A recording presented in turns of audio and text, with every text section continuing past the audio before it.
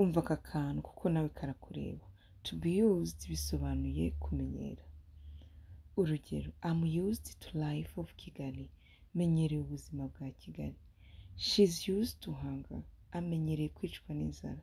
Iyi I'm used to tuyivuge tuvuge ikintu umenyereye ariko muri iki gihe cya present. Noneho ushatse kuvuga ikintu wamenyereye nyuma y'uko mbere cyakugoraga kubana nacyo ukoresha used to. Urugero, for the first time I came in Kigali, life was tough, but now I got used to it. Nkizi Kigali ubuzima bwari bugoye, none narabumenyereye. I got used to English although it was hard. Namenyereye kuvuga icyongereza cyangwa se namenyereye icyongereza nubwo byari bigoye. Nanone rero ushatse kubishyira mu gihe kizaza, ikintu kiri kukugora ubu ngubu ariko ufite ibyiringiro yuko uzabimenyera, ukoresha we get used to.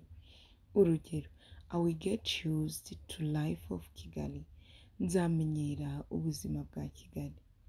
I will get used to this traffic jam. Nzamenyera iyi ambutiyage.